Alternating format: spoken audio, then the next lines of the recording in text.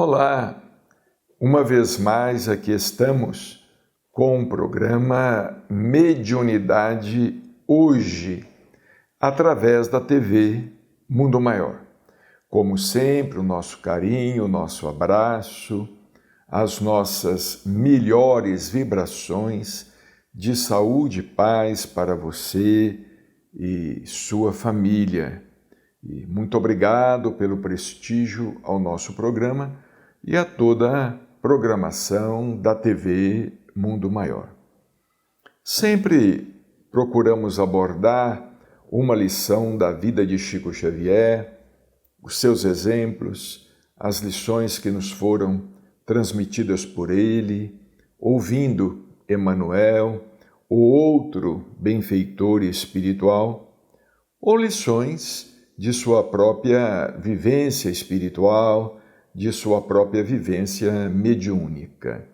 Estamos lançando recentemente uma obra que consideramos muito importante, Hilárias e Sábias Lições de Chico Xavier, pela editora LEP de Uberaba, Livraria Espírita, Edições Pedro e Paulo. São lições muito importantes, casos pitorescos, ensinamentos muito importantes para nós, são lições hilárias, engraçadas, que nos fazem sorrir e nos fazem pensar. Nós temos aqui, por exemplo, para darmos uma ideia aos nossos irmãos do conteúdo da obra, são 165 capítulos. É um livro até relativamente volumoso, 316 páginas e 165 lições. No capítulo 58, os presentes de Chico. Certa vez um repórter perguntou a ele se ele se considerava privilegiado pela sua condição mediúnica, por estar sempre em contato com o mundo espiritual, com os benfeitores espirituais. Ele respondeu: Deus tem-me concedido presentes que, se à primeira vista parecem ter sido pesados, na verdade não o foram. Aos 10 anos de idade, tive um enorme tumor no calcanhar que me impediu de caminhar por muito tempo. Aos 20, sofri a chamada doença de São Guido, que muitas pessoas na época atribuíram ao exercício da mediunidade. Aos 30, fui considerado tuberculoso pelo médico de Pedro Leopoldo.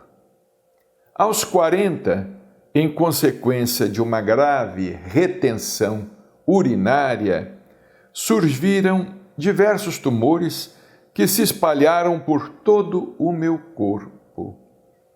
Aos 50, veio a angina pectoris. Aos 60, o infarte. Aos 70, o problema da locomoção complicou-se com uma pneumonia e uma superangina. Mesmo assim, eu não tenho o direito de dizer que os presentes que Deus tem me enviado são pesados. Eles foram e são leves em favor de minhas necessidades de reajuste. Então vejamos aqui a sabedoria de Chico, né?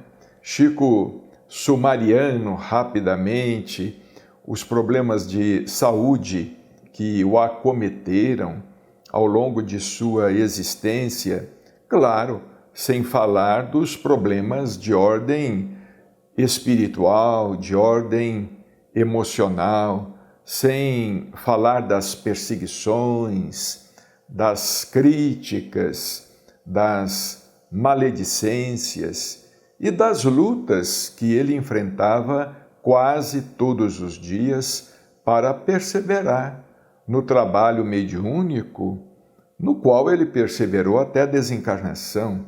Durante 75 anos ele perseverou numa vida de quase 93 janeiros. São lições muito importantes para nós. Certa vez ele nos contou um caso de Santa Teresa d'Ávila, porque Chico tinha um grande conhecimento a respeito da vida dos filósofos, dos pensadores, dos cientistas, dos santos da Igreja, enfim, dos considerados grandes vultos da humanidade. E certa vez ele nos falou a respeito de um caso muito engraçado de Santa Teresa d'Ávila. Contou-nos Chico que, devendo ir à casa de um homem muito rico, que lhe doara certa quantia para a construção de um convento, debaixo de forte tempestade, Teresa, ao atravessar uma frágil pinguela, caíra no ribeirão que transbordara. Ela seguia sozinha, chovia muito, e ela foi atravessar uma pinguela e caiu no ribeirão. Uma tempestade muito forte, o ribeirão havia transbordado. Tendo conseguido firmar-se com uma das mãos, numa das cordas da pinguela, ela se debatia contra a violência das águas, orando a Jesus para que a salvasse. Depois de longos minutos, quando estava quase a afogar-se, Teresa viu Jesus, que, estendendo-lhe as mãos, disse-lhe: "Você está vendo, minha filha, como eu trato os meus amigos?" Ao que Teresa d'Ávila, recuperando a calma, respondeu: "É por isso, Senhor, que os tendes tão poucos." Jesus esperou que Teresa estivesse quase afogando, né? Quase sendo arrebatada pela fúria das águas. Somente aí, no derradeiro momento, Jesus apareceu. E Chico, com a sua verve, não é? Com a sua verve, com o seu bom humor, ele contando essa história e sorrindo.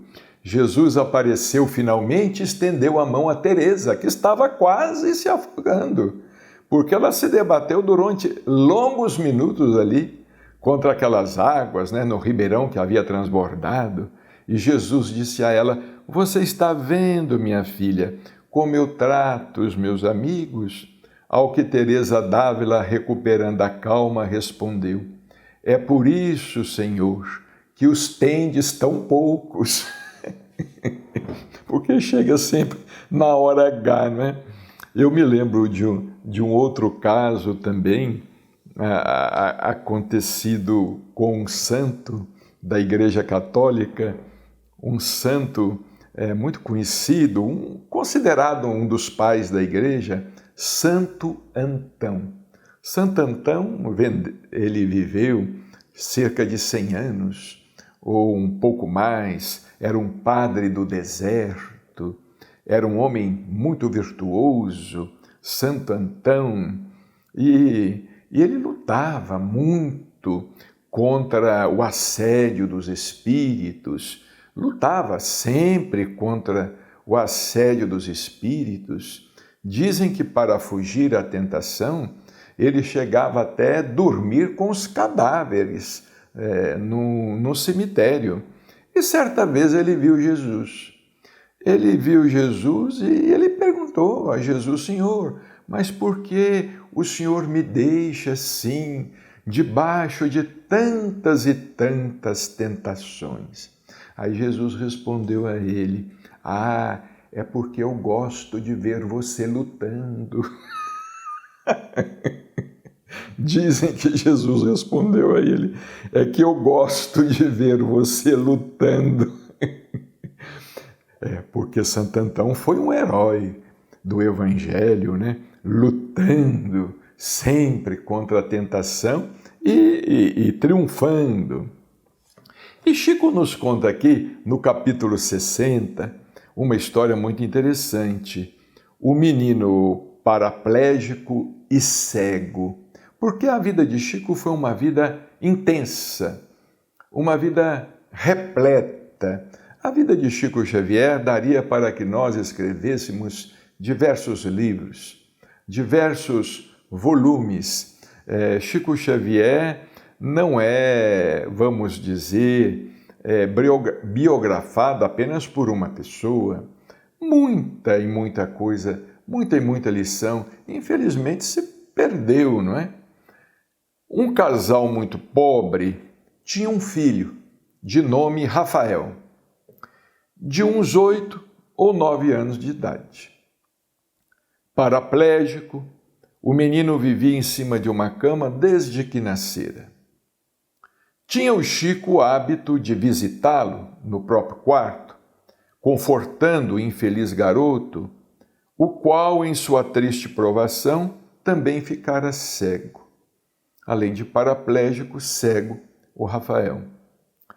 Numa das últimas visitas a Rafael, que se revelava extremamente debilitado, o menino lhe disse, o menino estava prestes a desencarnar: Tio Chico, o senhor tem me visitado sempre, sem que eu possa retribuir as suas visitas. Mas quando as estrelas brilharem outra vez para mim... Reticências. O diálogo dos dois foi interrompido. E Rafael não pôde dizer nada, cego, né?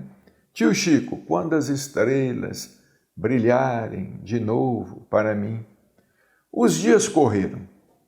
Um dia, o Chico estava em casa à noite, trabalhando, quando viu entrar o belo espírito de um rapaz, que sem se apresentar foi logo dizendo, radiante de felicidade: as estrelas brilharam outra vez para mim, e aqui estou, cumprindo a minha promessa. Ao ouvir aquelas palavras, imediatamente o Chico se lembrou do menino, exclamando: meu Deus, é o Rafael. A visão se desfez rapidamente. No outro dia, bem cedo, a notícia chegou à sua casa. Rafael, sob o céu estrelado, desencarnara de madrugada. Então vejamos, né? O espírito do garoto foi cumprir a promessa, retribuindo as muitas visitas que Chico lhe havia feito, né? Ele desencarnou de madrugada e ele havia prometido a Chico: quando as estrelas brilharem outra vez para mim. E ele se apresentou a Chico em sua casa, dizendo: as estrelas brilharam outra vez para mim. Quer dizer, ele recuperar a visão, não é? Recuperar os movimentos, porque Rafael era paraplégico e cego. São histórias contadas a nós todos por Chico Xavier, lições maravilhosas de sua mediunidade e de outros, e de seus encontros, não é? Com os espíritos. Aqui está intitulado um caso entre centenas de outros casos. Este caso foi testemunhado diretamente por nós, não é? Quando nós estávamos fazendo uma palestra na Casa do Caminho, lá em Ibiúna, instituição fundada pelo Dr. Rezende. Dr. Rezende, que era sobrinho de Eurípides Barçanufo, por ele e pela esposa, Dona Darcy. Estando recentemente na cidade de Biúna, no interior de São Paulo, participando de uma reunião no domingo pela manhã, na Casa do Caminho, instituição dirigida pelo nosso confrade, Dr. Rezende, já desencarnado, conhecemos uma senhora de hábitos muito simples, mas de grande elevação espiritual, que nos procurara na esperança de obter conosco uma comunicação mediúnica da bisneta desencarnada. Ao nos avistar, com os olhos molhados de pranto, ela juntou as mãos humildes e trêmulas, erguendo-as ao céu e dando graças por estar diante de alguém procedente da cidade de Uberaba, onde reside Chico Xavier. Residia, né? Chico Xavier. Em comovido silêncio, ouvimos-la então dizer, olha o que ela nos contou, uma senhora muito simples, humilde, pobre. Fomos encontrá-la lá em Biúna, né? No interior do estado de São Paulo. Ela nos disse assim, meu filho, Chico uma vez me mandou um livro. Chico tinha o hábito de enviar impressos e livros pelos correios. E ela disse assim, eu não sabia ler. Eu era analfabeta, não sabia ler.